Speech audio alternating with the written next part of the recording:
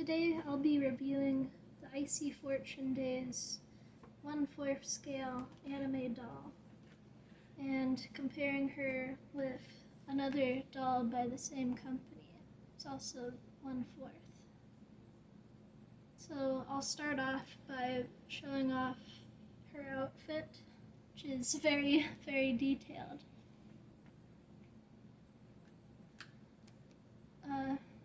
She has like an eye patch or a mask, which is a little bit confusing because it looks too small to be a mask. I think it looks a little bit better as an eye patch, but the elastic covers one of her eyes. They just go around her ears.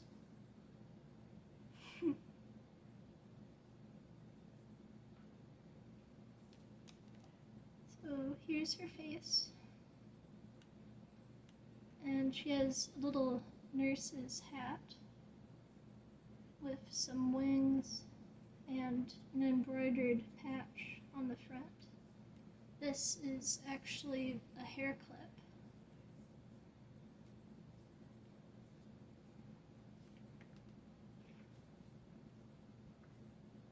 She has a choker with a little bow which connects to the top of her dress with a ribbon.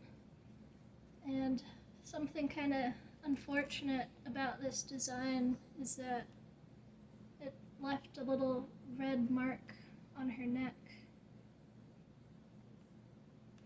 And that's because where they tied the ribbon in, they used a red piece of thread and it transferred to the plastic. So also, this isn't a real BJD because there's no string or elastic throughout the body. It's all like plastic joints, but it's still a very nice doll.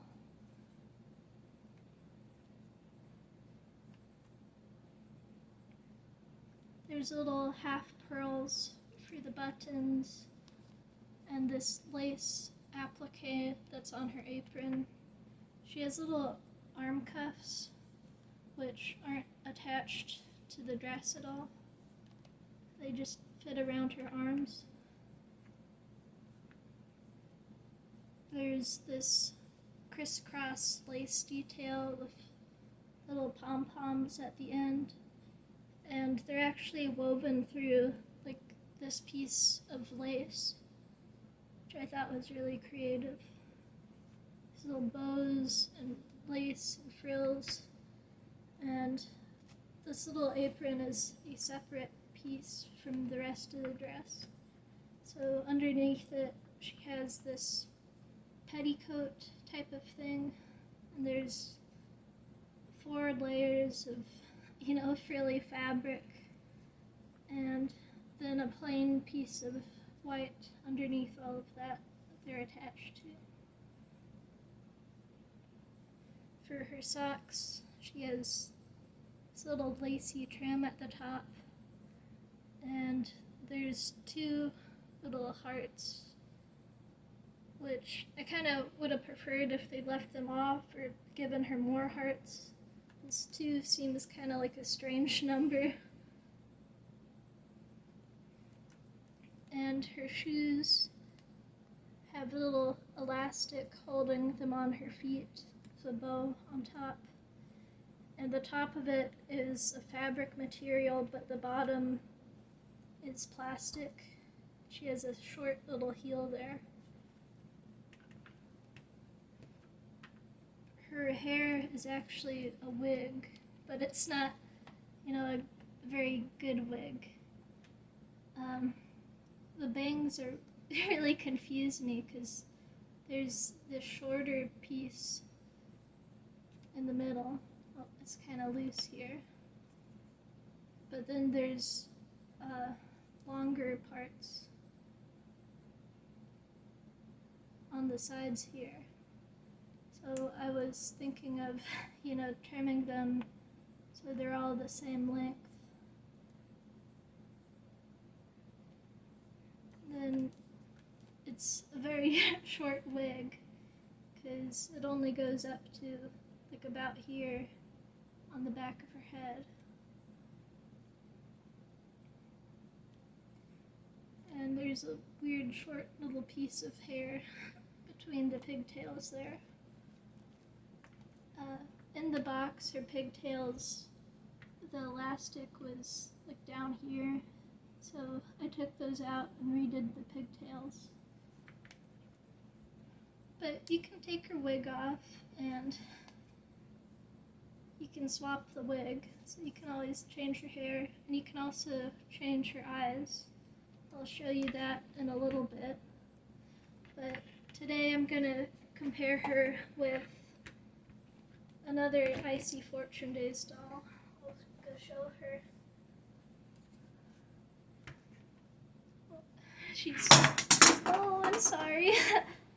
You saw your little face popped off. But she's a lot taller. I guess I could show you now.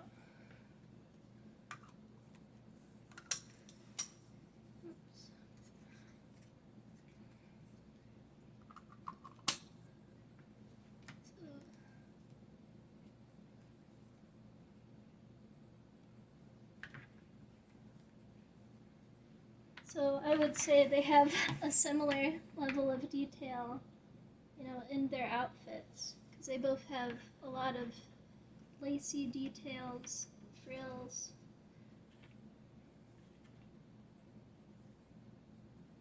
But they have very different body proportions. And I'll show you all the lace and stuff. She also has a little unicorn print in the clothing. There's layers of fluff. There's no petticoat underneath it. But she also has like a separate piece from the rest of the dress. So it's a little belt type of thing.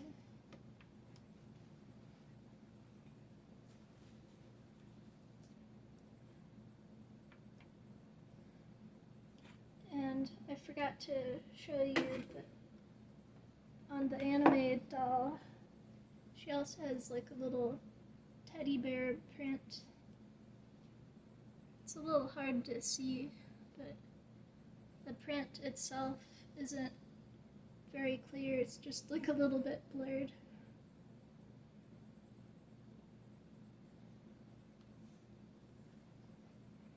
So yeah.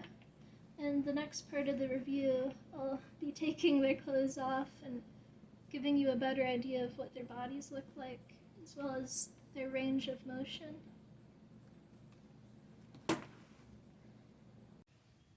So here she is without any clothes on. She does stand by herself very well. I'll show you her range of articulation. So her ankles can move like that. They can also rotate. I've never seen knee joints like this before, but there's two different pieces in the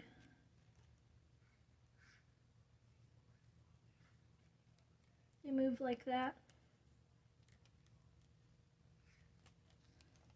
Here they are from the front.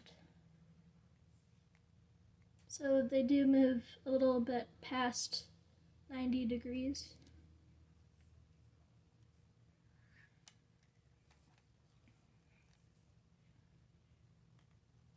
She has a very full butt. She does have hip rotation there, so her knees can point out and inwards. Her chest joint, it doesn't really move forward, it just moves very minimally. And it doesn't tilt side to side either. It's mostly just good for twisting like that. It's very squeaky though. Her hands do come off, but I'm not really sure if they're supposed to, because it does take a little bit of effort. But there's a peg in there.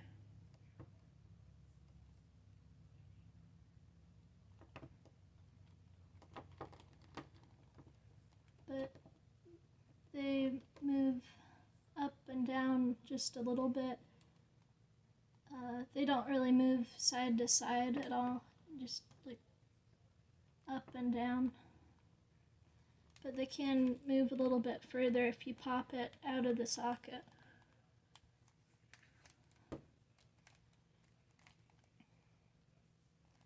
Her elbows are very strange because there's this little notch here, and I suppose that's supposed to be the elbow, but it's right on the side of the arm instead of the back, and you can't twist it to be on the back of the arm because there's no rotation joint at the top of the arm, which I think would have been very beneficial to have. But she can move her arm just a little bit past 90 degrees and can touch her face, put her hand on her hip. It's very hard to get her to kind of wave. If you want her to wave, then it has to be kind of an outstretched wave like that, because there's no rotation in the top of the arm at all.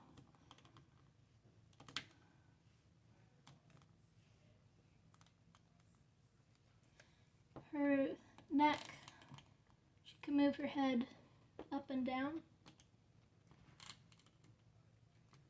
and just a tiny bit side to side. And it's really neat, she has a face plate. But there's this ring around the head that helps keep the faceplate on and helps the wig to stick on just a little bit more. So you pop that off, and then you can just take her face right off. You can't take the top of the head off the neck at all because there's this lock here, and I don't think you can take it off at all without breaking that little lock there. And these are magnets that go to the other side of the faceplate. So here's the other magnets. And then to take the eyes off, you would have to unscrew it. So there's screws at the top there. And you can change out her eyes for like different colors.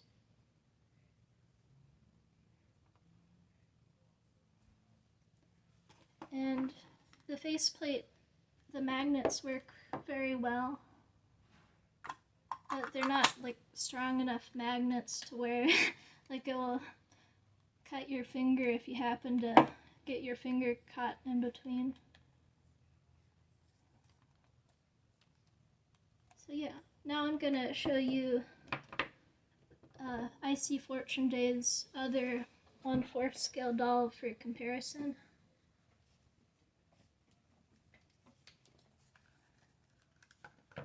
So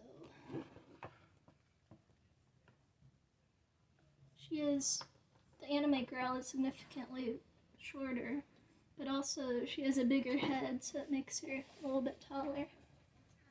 Oh, sorry, Dexter. My cat's down there. So you can see that her limbs are a lot thicker,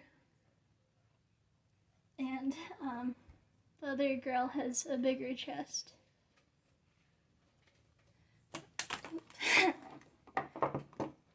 I'd say this girl has a very different feel because her limbs are hollow, and with the anime girl, they feel very solid, and also she's a lot heavier. I'd say probably at least like twice as heavy as the other one. So she has hollow limbs, but also I'd say she has a better range of movement. She has like peanut joints that allow her to move it all the way back, so it's double jointed there. And her arms are similar, but they don't move quite as far. she also has a rotational joint here that the anime girl doesn't.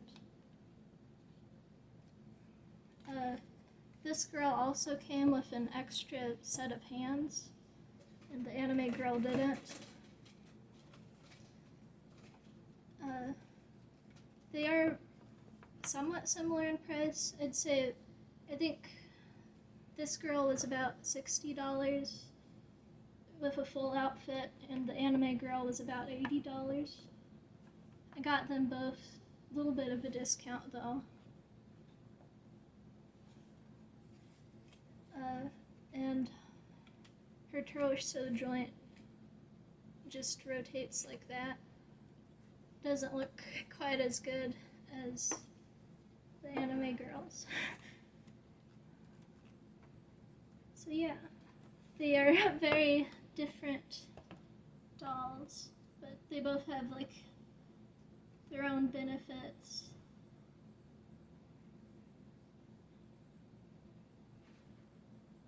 So I'm not really sure like which one I prefer. Like I definitely like the anime face more, because it's really hard to find like anime style dolls in America, which is kind of weird because anime is so popular. And she does have like kind of a chibi aesthetic. I just wish she had like a better range of motion, because she definitely has a better range of motion. But I'd say she also feels a little bit cheaper. I'd say her hair quality is probably a little bit better than the anime girl, because it's like softer than the wig, and it's rooted, which is a little inconvenient, and you can't take her eyes out at all without cutting up the doll. And she also has rooted eyelashes, which the anime girl doesn't have. The profile is kind of weird though, like her chin juts out a lot. But they're both really nice dolls. Next, I'll show you their outfits, and if they can wear each other's outfits. So here they are wearing each other's outfits. The outfit definitely works a lot better on the anime girl, because they have very different proportions. Because her limbs are a lot skinnier, and she has a bigger chest than the anime girl. So with this outfit, it's not able to Velcro in the back. So I just have the apron that's keeping the outfit kind of on. And the hat is definitely oversized. These arm cuffs, they just slide really easily because the arms aren't really thick enough to hold them in place. The socks are definitely oversized, but I was surprised that their shoes are able to fit each other, because her feet are a lot narrower than her feet. The only problem is that these have a buckle, and the straps are just barely able to go through the buckle. Since the socks are stretchy, she was able to wear the socks, but they don't go up as far as they would on the other doll. The dress fits really nicely. This part, the top, is kind of gathered, so it works for her smaller chest, because it kind of gathers to fit the shape. And the headband looks really nice. So, yep. So here she is in in an outfit I made. I originally made this outfit for the other 1/4 scale girl. So she has stretchy socks, then a pleated skirt, and a crocheted sweater, and a flower hairpin. So thank you for watching. Bye.